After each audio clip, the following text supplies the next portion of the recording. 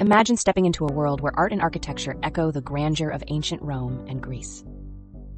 This was the vision of Neoclassicism, a movement that emerged in the 18th century as a response to the excessive ornamentation of the Baroque and Rococo styles.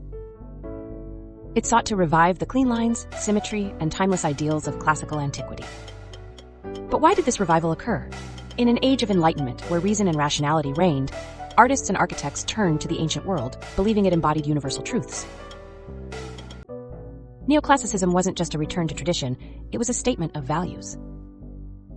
The revival was fueled by archaeological discoveries, such as the ruins of Pompeii and Herculaneum, which offered a direct glimpse into Roman life. These findings ignited a fascination with the classical era, inspiring architects and sculptors to emulate the purity and precision of ancient works. Johann Joachim Winckelmann, a German art historian, became a pivotal figure in this movement. His writings celebrated the noble simplicity and calm grandeur of Greek art, urging a return to these ideals. This intellectual grounding made Neoclassicism not just an aesthetic choice, but a philosophical one. In architecture, Neoclassicism found its fullest expression. Buildings like the Pantheon in Paris and the U.S. Capitol were designed with symmetrical facades, grand columns, and triangular pediments, hallmarks of Greek temples. These structures symbolize democratic ideals and civic virtue, mirroring the aspirations of societies embracing the Enlightenment. Architects such as Andrea Palladio influenced this revival with designs rooted in the proportions and harmony of classical antiquity. The simplicity of these structures stood in stark contrast to the elaborate ornamentation of earlier periods, reflecting a cultural shift toward order and clarity. Neoclassical sculpture was equally transformative. Artists like Antonio Canova breathed life into marble, creating works that balance technical mastery with emotional restraint. Canova's Psyche revived by Cupid's kiss is a testament to this ethos, capturing a moment of tenderness with exquisite detail. Unlike Baroque sculptures, which often conveyed dynamic movement and intense emotion, Neoclassical pieces exuded calm and composure. They harkened back to the statues of ancient Greece and Rome, emphasizing idealized human forms and narratives rooted in mythology. Mythological themes dominated neoclassical art, as they provided timeless stories that resonated with contemporary audiences.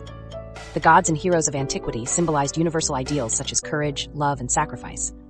Sculptors and painters used these stories to explore human nature and societal values. For example, Jacques-Louis David's Oath of the Horatia depicted themes of loyalty and duty, aligning with the political currents of the French Revolution.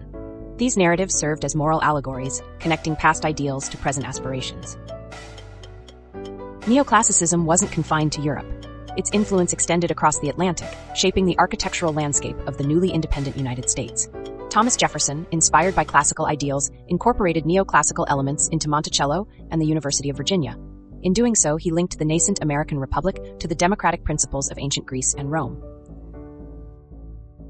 This cross-continental embrace underscored the universal appeal of neoclassicism as a symbol of rationality, order, and civic pride. Interestingly, neoclassicism and romanticism coexisted, despite their contrasting ideals. While romanticism celebrated emotion, nature, and individuality, neoclassicism adhered to reason and tradition. This dynamic tension reflected the complexity of the 18th and 19th centuries, a period marked by revolutions, industrialization, and changing societal norms. The interplay between these movements enriched the cultural tapestry of the time, showing that art could simultaneously look backward and forward. The neoclassical style continues to influence contemporary design, from government buildings to museums. Its emphasis on symmetry, proportion, and timelessness appeals to those seeking to evoke stability and permanence. Even today, neoclassical architecture serves as a reminder of humanity's enduring connection to the ideals of antiquity. In sculpture and art, its legacy endures in the way artists balance technical skill with narrative depth, proving that classical inspiration is far from obsolete. What made neoclassicism remarkable was its ability to fuse the past with the present. By revisiting the art and architecture of ancient Rome and Greece, it provided a framework for expressing Enlightenment ideals. It celebrated the human spirit, intellect, and creativity, demonstrating that beauty could be both rational and profound. Whether through the marble sculptures of Canova or the grand facades of neoclassical buildings, this movement left an indelible mark on art history. As we reflect on neoclassicism, we are reminded of its enduring relevance. Its clean lines and timeless themes resonate with our modern quest for clarity and meaning. By looking back to antiquity, neoclassicism invites us to ponder the universal values that unite us across time. It's more than an artistic style. It's a testament to humanity's ability to find inspiration in the past while building a vision for the future. So the next time you encounter a neoclassical building or sculpture, take a moment to appreciate its quiet grandeur and the ideals it represents.